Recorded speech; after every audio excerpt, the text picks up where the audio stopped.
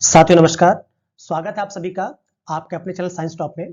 आज हम science top में साइंस और उसके डिफरेंट ब्रांचेस के बारे में हम डिस्कस करेंगे। ये हमारी बायोलॉजी सीरीज का हमारा ये पहला चैप्टर आज हम स्टार्ट कर रहे हैं। ठीक है, आइए देखिए। आपको से कोई पूछता है व्हाट इज साइंस, तो आप कहते हैं systematic knowledge of anything is known as science. किसी भी चीज के बारे में जो हम सुव्यवस्थित और क्रमबद्ध ज्ञान लेते हैं तो उसको हम विज्ञान कहते हैं। ठीक है, अब अध्ययन की सुविधा के आधार पे विज्ञान को हम दो पार्ट में डिवाइड करते हैं। एक हमारा होता है नेचुरल साइंस, जिसको हम प्रकृति विज्ञान कहते हैं, और दूसरा हमारा होता है सामाजिक विज्ञान, जिसको हम सोशल साइंस कहते हैं। हमें मतलब अपने केवल साइंस से है, साइंस से तो हम बात करेंगे हम नेचुरल साइंस को। ठीक है, तो नेचुरल साइंस जो या प्रकृति विज्ञान है, इसको भी हम दो कैटेगरीज में डिवाइड करेंगे। एक हमारा होता है फिजिकल साइंस और एक होता है हमारा लाइफ साइंस। ठीक है, तो जो हमारा लाइफ साइंस है इसी को बोलते हैं हमारा ये क्या है, बायोलॉजी है। लाइफ साइंस को क्या बोलते हैं हम, बायोलॉजी बोलते हैं। जो बायोलॉजी वर्ड है ये दो वर्ड से मिलकर बना हुआ है। एक हमारा बायोस, बायोस का मतलब होता है लाइफ, और लॉगस का मतलब होता है टू स्टडी। तो आप सिंपल वर्ड्स में आप ये कह सकते हैं sir, biology is the branch of science that deals with the life. जो जीवन के बारे में बताता है या जिसमें हम जीवन के बारे में अध्ययन करते हैं उसको कहेंगे वो हमारा क्या है, बायोलॉजी है। आइए और आगे चलते हैं। जैसे मान लीजिए अभी हम समझ रहे थे साइंस को, तो मैंने आपसे बोला है साइंस को अध्ययन की सुविधा के आधार पर हम दो मेन कैटेगरीज में हम डिवाइड कर सकते हैं। एक हमारा होता है नेचुरल साइंस और एक हमारा होता है सोशल साइंस। सोशल साइंस में आप हिस्ट्री, ज्योग्राफी सारी चीजें डिस्कस कर, सोशल साइंस हो जाएगा। अब जो नेचुरल साइंस है इसको भी हम दो पार्ट में डिवाइड कर रहे थे। एक हमारा होता है फिजिकल साइंस, जिसमें मेनली हम पार्टिकल्स के बारे में डिस्कस करते हैं, और ये फिर फिजिक्स और केमिस्ट्री में आपका डिवाइड हो जाता है। हमारा मतलब अपने नेचुरल साइंस से है। तो जो नेचुरल साइंस है इसको भी हम दो पार्ट, इसको नेचुरल साइंस को बोलेंगे हमारी बायोलॉजी है। नेचुरल साइंस को हम बायोलॉजी बोलेंगे, और इसको भी हम दो कैटेगरीज में हम डिवाइड कर सकते हैं। एक हमारा होता है जूलॉजी और एक होता है हमारा बॉटनी। ठीक है, मींस साइंस को हमने दो कैटेगरीज डिवाइड किया, एक आपका नेचुरल साइंस और एक आपका सोशल साइंस। इसको हम प्रकृति विज्ञान कहते हैं, इसको हम सामाजिक विज्ञान कहते हैं। अब जो नेचुरल साइंस है इसको भी हम दो पार्ट में डिवाइड कर सकते हैं, एक आपका फिजिकल साइंस और एक आपका नेचुरल साइंस। अब हमें मतलब नेचुरल साइंस है, नेचुरल साइंस को हम लिविंग साइंस या हम बायोलॉजी भी कहते हैं। बायोलॉजी को हम दो पार्ट्स में डिवाइड कर सकते हैं, एक हमारा होता है जूलॉजी और एक होता है बॉटनी। ठीक है, तो जो जू का मतलब होता है एनिमल, तो आप ये बोलेंगे सर जूलॉजी साइंस की वो ब्रांच है जिसमें हम एनिमल्स और इसकी प्रॉपर्टीज के बारे में डिस्कस करते हैं, उसको बोलेंगे हमारा वो जूलॉजी है। इसी तरह जहां पे हम प्लांट्स और उसकी प्रॉपर्टीज के बारे में डिस्कस करेंगे उसको बोलेंगे हमारा वो बॉटनी है। ठीक है, आइए और आगे चलते हैं। अब जो इंपॉर्टेंट टर्म्स है जहां से प्रश्न पक्का पूछे जाते हैं, इनको आपको किसी न किसी तरह आपको रट्टा मार ही लेना है। आइए इसको देखते हैं। जो आपका बायोलॉजी टर्म है, it was firstly coined by Lamarck and Treviranus. जो बायोलॉजी वर्ड है इसको सबसे पहले दो साइंटिस्ट लेमार्क और ट्रेविनेरस ने इसको दिया था अबाउट 108 में, 1801 में इसको दिया था। लिखना अगर मैं भूल गया इसको ध्यान दीजिएगा। नेक्स्ट हमारा है फादर ऑफ बायोलॉजी, कि बायोलॉजी के जनक कौन है, तो आप बोलेंगे अरिस्टोटल। हिंदी में इनको बोलते हैं अरस्तु। हिंदी में क्या बोलते हैं हम, अरस्तु। आपसे कोई पूछे कि बायोलॉजी के जनक कौन है तो आप बोलेंगे अरस्तु, या इंग्लिश में बोलेंगे अरिस्टोटल।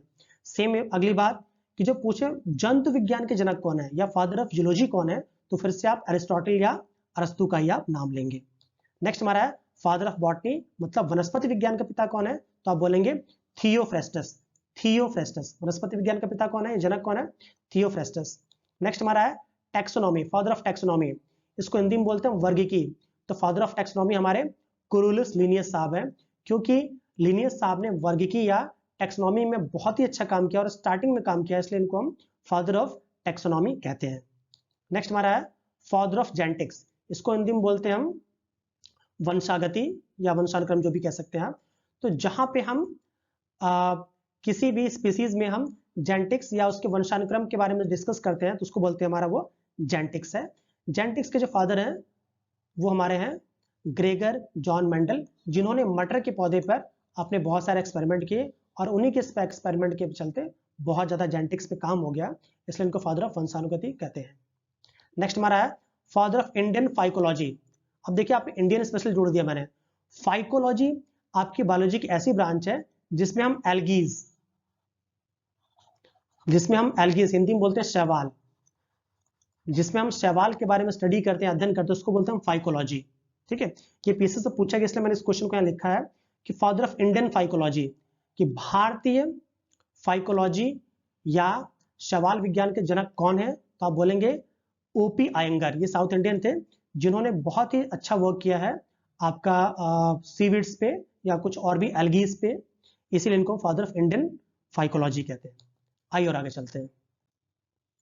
नेक्स्ट हमारा है जीव विज्ञान की शाखाएं, उपशाखाएं, जो भी इंपॉर्टेंट ब्रांचेस है, अब उसके बारे में हम डिस्कस करेंगे। देखिए यहाँ पे आपको कंफ्यूज नहीं होना है, थोड़ा ध्यान दीजिएगा। नेक्स्ट हमारा है पैलियोबायोलॉजी, पैलियोबायोलॉजी या पैलेंटोलॉजी।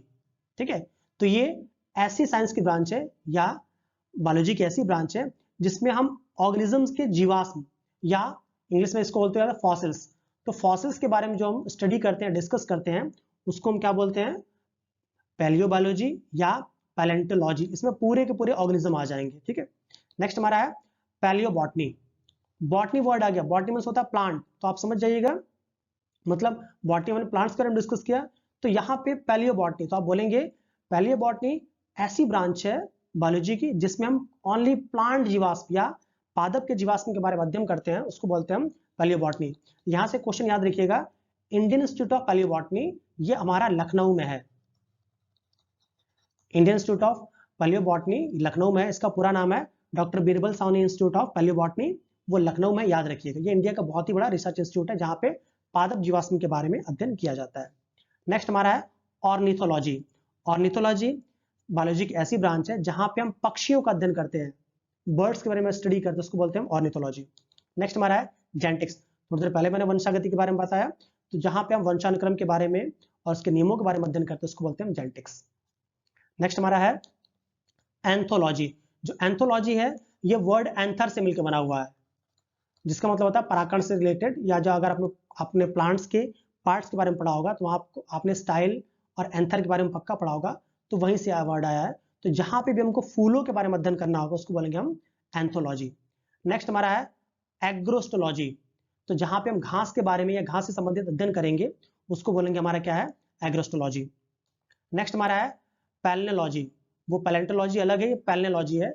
यहाँ पे हम केवल पॉलन ग्रेन्स या परागकणों का अध्ययन करते हैं। पॉलन ग्रेन्स, पॉलन ग्रेन्स या परागकण आप जानते होंगे, जैसे मान लीजिए कोई फूल ले लेते हैं, उसको आप अपनी स्किन पर हल्का सा रब कर दीजिए या अपने कपड़ों पर रब कर देखिए, पॉलन ग्रेन्स आ जाते हैं, उनको परागकण कहते हैं, जो कि रिप्रोडक्टिव यूनिट होती है किसी भी फ्लावर की, उनके बारे में जो हम स्टडी करते हैं उनको बोलते हैं हम पैलिनोलॉजी। ठीक है, नेक्स्ट हमारा है एंटोमोलॉजी। एंटोमोलॉजी में हम कीड़ों के बारे में या कीटों के बारे में अध्ययन करते हैं, या इंसेक्ट्स के बारे में जो डिस्कस करते हैं, स्टडी करते हैं, उसको बोलते हैं एंटोमोलॉजी। नेक्स्ट हमारा है पैरासिटोलॉजी। ये नाम इंडिकेट कर रहा है पैरासाइट से रिलेट कर रहा है, परजीवियों से, तो जहां पे हम पैरासाइट्स के बारे में स्टडी करेंगे उसको बोलेंगे हम पैरासिटोलॉजी। आइए और आगे चलते हैं, और भी हम शाखाओं को देखते हैं। वायरोलॉजी, ये वायरस इंडिकेट कर रहा है, तो आप बोलेंगे जहां पे हम वायरस के बारे में स्टडी करेंगे उसको बोलेंगे हम वायरोलॉजी। नेक्स्ट हमारा है एथनोलॉजी। एथनोलॉजी और एथनोग्राफी दोनों मंत्र समझिएगा। एथनोलॉजी में हम जब दो एथनिक्स या दो संस्कृतियों के बीच में हम स्टडी करते हैं और उनके बीच में जो डिफरेंसेस के बारे में हम कंपेयर करते हैं, दो एथनिक्स के बीच में जब हम कंपेयर करेंगे तो उसको बोलेंगे हमारा एथनोलॉजी है। और जब हम एक ही स्पेसिफिक एथनिक्स के बारे में स्टडी करेंगे, डिटेल एनालिसिस करेंगे, तो उसको बोलेंगे हम एथनोग्राफी। जहां दो के बारे में कंपेयर करेंगे एथनोलॉजी, और जहां एक ही के बारे में, एक ही संस्कृति के बारे में जो हम अध्ययन करेंगे उसको बोलेंगे हमारा एथनोग्राफी। नेक्स्ट हमारा है बायोनिक्स। जैव जगत में होने वाले कार्य पद्धति का अध्ययन और इसके प्रयोग के बारे में जो अध्ययन करते हैं उसको बोलते हैं हमारा बायोनिक्स है। फिर बात करते हैं हम बायोनॉमिक्स। इसमें जो भी लिविंग ऑर्गेनिज्म है वो वातावरण के साथ, या जो भी कह सकते हैं कि जो भी जैविक और अजैविक घटक हैं उनके संबंधों के बारे में जो अध्ययन किया जाता है जीवधारियों का, तो उसको बोलते हैं हम बायोनॉमिक्स। नेक्स्ट हमारा है बायोनॉमी। तो लाइफ से रिलेटेड जो भी प्रिंसिपल्स बनते हैं, जो भी नियम हैं, उनके बारे में जो अध्ययन करते हैं उसको बोलते हैं बायोनॉमी।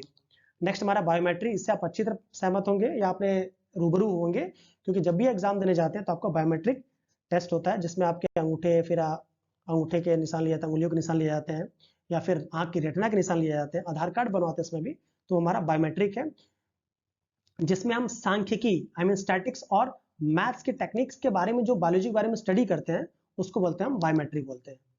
आइए और आगे चलते हैं। नेक्स्ट हमारा एपीकल्चर। एपीकल्चर में हम शहद की जो मधुमक्खी होती है उसके पालने के बारे में जो डिस्कस करते हैं, स्टडी करते हैं, उसको बोलेंगे हमारा एपीकल्चर है। नेक्स्ट हमारा फ्लोरिकल्चर, फ्लावर से इंडिकेट कर रहा है, जहां पे हम सजावट पे काम आने वाले फूलों के बारे में अध्ययन करते हैं, उसको बोलेंगे हमारा वो फ्लोरिकल्चर है। नेक्स्ट हमारा हॉर्टिकल्चर, जहां पे हम फूल और फल देने वाले पौधों के बारे में अध्ययन करते हैं, जैसे आपका सेब हो गया, संतरा हो गया, तो उसको बोलेंगे हमारा हॉर्टिकल्चर है। नेक्स्ट हमारा है सेरीकल्चर, यहाँ पे हम रेशम कीट पालन, आपको पता है कि जो रेशम होता है या सिल्क बोलते हैं, ये आपका दो टाइप का होता है, एक हमारा होता है नेचुरल और एक होता है आर्टिफिशियल। तो जो सिल्क होता है, नेचुरल सिल्क की बात मैं कर रहा हूं, तो वो कीड़ों से मिलता है जिनको बोलते हैं सिल्क वर्म। तो जो सिल्क के जो कीड़े होते हैं वो हमारे सहतूत के पेड़ पे मिलते हैं। किस पेड़ पे मिलते हैं? इंग्लिश में पता नहीं इसको क्या बोलते हैं, हिंदी में याद रखिएगा, ये सहतूत के पेड़ पे मिलते हैं और उस पेड़ की पत्तियों को खाते हैं वो, और वहीं पे फिर वो अपने लार्वा देते हैं और फिर सिल्क बनाते हैं। तो यही एक रीजन है कि जो सिल्क वर्म्स के बारे में जो हम, या सिल्क वर्म के रेयरिंग के बारे में जो हम डिस्कस करते हैं, स्टडी करते हैं, उसको बोलते हैं हम सेरीकल्चर। और याद रखिएगा सिल्क वर्म कहाँ रहता है? सहतूत के पेड़ पे रहता है। और कहाँ पे रहता है? पत्तियों को ही खाता है। ठीक है, नेक्स्ट देखते हैं पोमोकल्चर। तो पोमोकल्चर में हम फलों की खेती के बारे में अध्ययन करते हैं, उसको बोलते हैं पोमोकल्चर। नेक्स्ट हमारा है ओलरीकल्चर, तो जहां हम सब्जियों के संवर्धन और उनके उत्पादन के बारे में अध्ययन करते हैं, उसको बोलते हैं हम ओलरीकल्चर। सब्जियों से एक वर्ड याद रखिएगा कि कभी क्वेश्चन पूछता है कि Indian institute of vegetable science कहाँ है, तो याद रखिए कि वाराणसी में है। कहाँ है? वाराणसी, उत्तर प्रदेश में है। इसी तरह एक और पूछा जाता है Indian institute of veterinary science. Veterinary मतलब जानवरों के बारे में जो अध्ययन किया जाता है, ये हमारा है ये बरेली में। बरेली में एक जगह इज्जत नगर, वहां पे हमारा क्या है? Indian institute of veterinary science. और जब बोले वेजिटेबल रिसर्च इंस्टीट्यूट तो याद रखिएगा वाराणसी में है। आइए और आगे चलते हैं विटीकल्चर। जो विटीकल्चर है इसमें हम अंगूर के उत्पादन के बारे में जो अध्ययन करते हैं उसको हम विटीकल्चर बोलते हैं। वर्मी कल्चर, वर्मी कंपोस्ट से कोरिलेट करिएगा कि आपको पता है जो केचुआ होता है या अर्थवर्म होता है, इसको हम किसान का फ्रेंड या फार्मर भी कहते हैं। तो जो केचुओं को पालने के बारे में या उनके रेयरिंग के बारे में जो हम डिस्कस करते हैं, स्टडी करते हैं, उसको बोलते हैं वर्मी कल्चर। ठीक है, नेक्स्ट हमारा है जेरेंटोलॉजी। जेरेंटोलॉजी में हम जो जेरियाटिक पीपल हैं, जो बूढ़े लोग हैं, उनमें एज के साथ साथ क्या चेंजेस आ रहे हैं, उनके बारे में जो हम स्टडी करते हैं, उसको बोलते हैं जेरेंटोलॉजी। नेक्स्ट हमारा ऑन्कोलॉजी।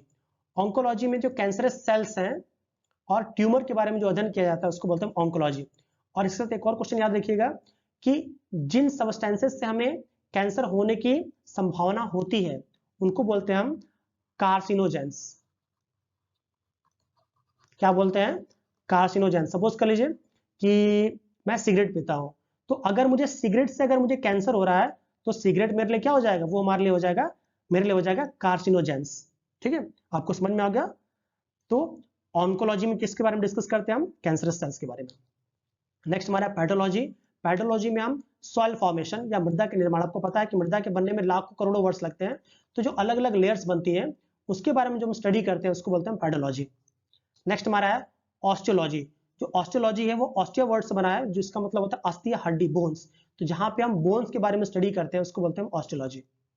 नेक्स्ट हमारा है फाइकोलॉजी, जो मैंने पहले बोला था आईओपी आयंगर साहब के बारे में। तो फाइकोलॉजी में हम शैवाल या एल्गीज के बारे में स्टडी करते हैं, तो इसको बोलते हैं हम फाइकोलॉजी। नेक्स्ट हमारा है हाइड्रोपोनिक्स। हाइड्रोपोनिक्स होता है पानी। तो जहां पे हम पानी में हम पौधों को उगाते हैं विदाउट एनी सॉइल, जहां पे हम, जैसे मान लिया हमने एक टंकी लगा दी, इसमें हमने एक प्लांट को डाल दिया और केवल पानी है, इसमें केवल पानी है, और जो भी न्यूट्रिएंट उस प्लांट को चाहिए, आपको पता है 16 न्यूट्रिएंट चाहिए होते हैं, जो भी न्यूट्रिएंट उस प्लांट को चाहिए इस पानी की हेल्प से उसको मिल रहा है। तो इस टाइप के अगर प्लांट को हम ग्रो कराते हैं, तो उसको बोलते हैं हम हाइड्रोपोनिक्स, जो कि इजराइल में बहुत ही ज्यादा फेमस टेक्निक है। नेक्स्ट हमारा एक्सोबायोलॉजी। एक्सो मींस होता है बाहर। तो जहां पे हम जीवन का अध्ययन अंतरिक्ष में करें, या इस दुनिया से बाहर अंतरिक्ष में अध्ययन कर रहे हैं जीवन के होने या ना होने का, तो उसको बोलते हैं एक्सोबायोलॉजी। नेक्स्ट हमारा है हिस्टोलॉजी।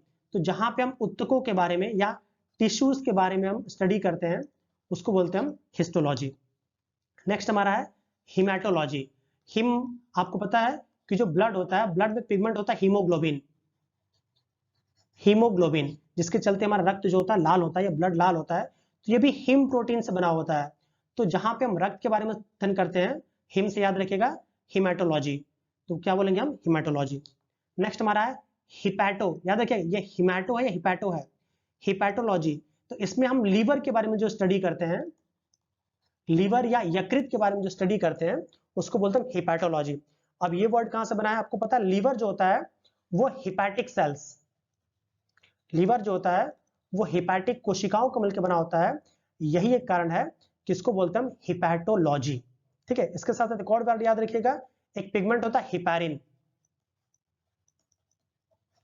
हिपैरिन एक पिगमेंट होता है जो लीवर से सीक्रेट होता है, कहां सीक्रेट होता है, लीवर से सीक्रेट होता है, और इसका काम ये होता है कि वो बॉडी के अंदर या हमारी जो शरीर के अंदर जो होता है वो रक्त को जमने नहीं देता है।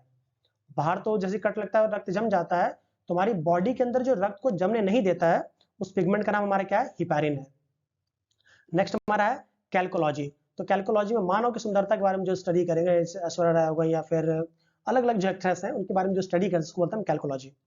नेक्स्ट हमारा है पीसी कल्चर। तो यहाँ पे मछली पालन के बारे में अध्ययन करते हैं, स्टडी करते हैं, उसको बोलते हैं पीसी कल्चर। आइए और आगे देखते हैं। तो इस तरह हमारे चैप्टर फिनिश हो गया। अब बायोलॉजी के ब्रांचेस से मुझे नहीं लगता कि इससे बाहर कोई क्वेश्चन आएगा, सारे के सारे क्वेश्चन आपको मिल जाएंगे, इनको बार बार रिवाइज करिए, इनके नोट्स बनाइए और फिर आपके आगे भी काम आएंगे। अगर आपको हमारा काम अच्छा लगता है तो प्लीज हमारे चैनल को लाइक, शेयर और सब्सक्राइब करिए, और अगर आपके कुछ वैल्यूएबल कमेंट्स हो तो प्लीज उनको भी कमेंट्स बॉक्स में लिखिए। और आप सभी लोग प्रसन्न रहिए, स्वस्थ रहिए, मुस्कुराते रहिए, और तब तक के लिए जय हिंद, जय Bharat. Thank you in advance.